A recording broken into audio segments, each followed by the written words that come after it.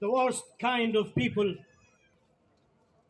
are not only those who commit evil actions, but those who do nothing against it.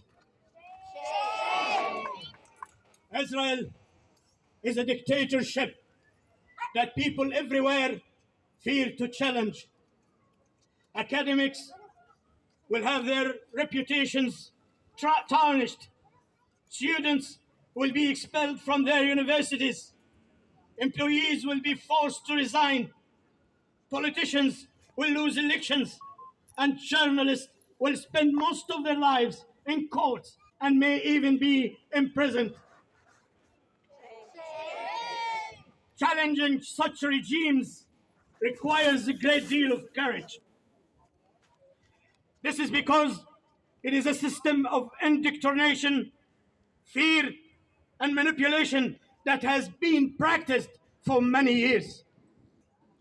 And its most important tools are acquisitions of anti-Semitism and Holocaust denial. To ensure that others do not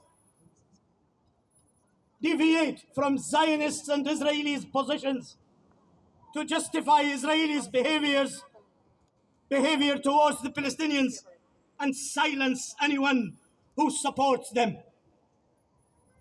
The world is producing a declining number of courageous thinkers, researchers, and opponents who can do much.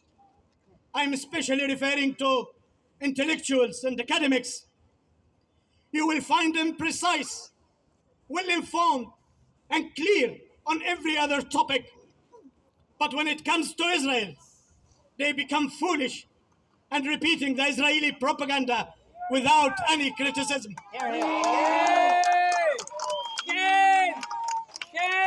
The mere fact that they are willing to humiliate themselves to please a state that commits daily genocide and disregard international law, that is unbelievable. In doing so, they are complicit in this genocide forever because the Palestinians will not surrender. We the people see this clearly. Western politicians completely ignore it. A genocide of this magnitude, clarity, and cruelty has not encouraged them to recognize their support for Israel and their responsibility for the suffering of the Palestinians. Shame! Complete indifference and moral blindness because they know what's going on. They deliberately decided not to interfere, fearing for their political careers. Selfish politicians who see people as nothing but votes to ensure their re-election. Their argument is that they maintain their neutrality. Being neutral doesn't mean being stupid. Yay!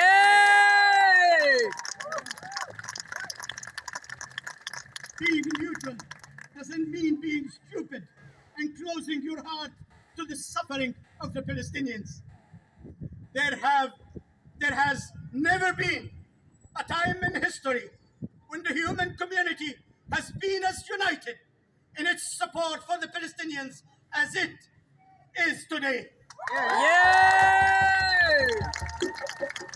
There has never been a time in history when such bad politicians gave immunity to the displacement and genocide for a small nation called the Palestinians as they do today. True! True! Societies are fed up with this kind of politics. The same cowards who kept silent about the Jewish Holocaust are the ones who are keeping silent about the genocide in Gaza. Yay! Unfortunately, opposition forces do not easily rise to power because they are not interested in becoming political elites. And unfortunately, history knows no vacuum. If you are not the leader, someone else will do it. The rise of a new elite is necessary, not only for Gaza and Palestine, but for justice, democracy, the fight against global warming and poverty, and a world in which those seeking asylum and immigration are not a problem, but a source of strength. Yay!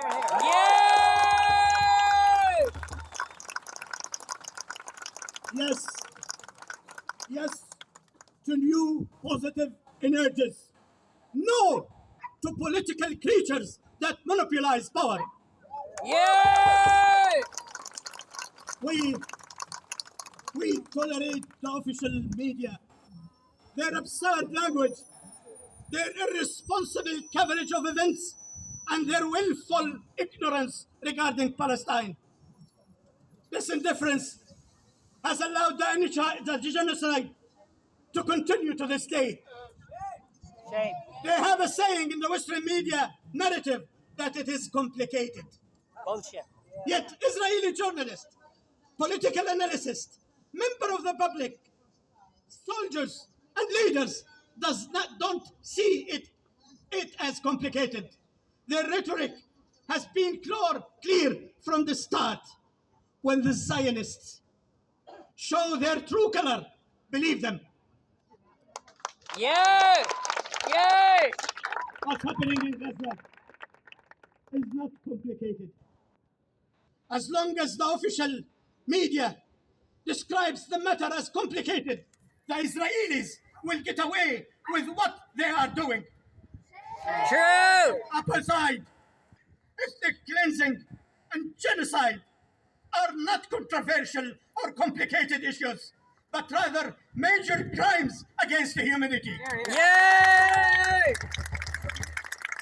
Israel is a genocidal colonialist state that possesses nuclear weapons, yet it continues to be described as an ally of the West. Shame! Our politicians don't understand that we moved into another era. Politicians, and media figures still see the killing and wounding of 200,000 people, including 20,000 children, as complicated. Moral legitimacy has ended, and with it, their ability to call for the role of law and human rights.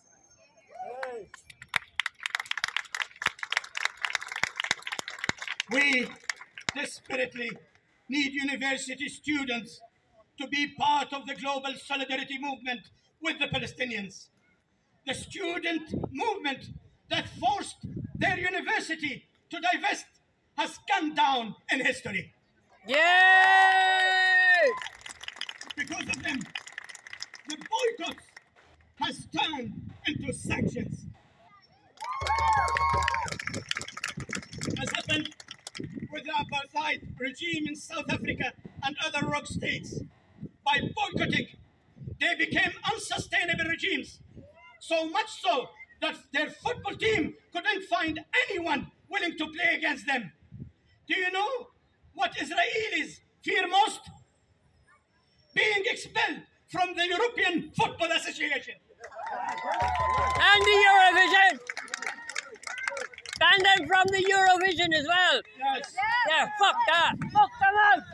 Fuck them out! Get out! Red card for Israel! Red card for Israel!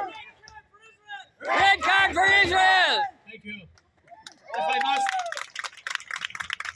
If I must say a final word, we salute the Colombian government for being the first country to impose sanctions on Israel. Hey! And I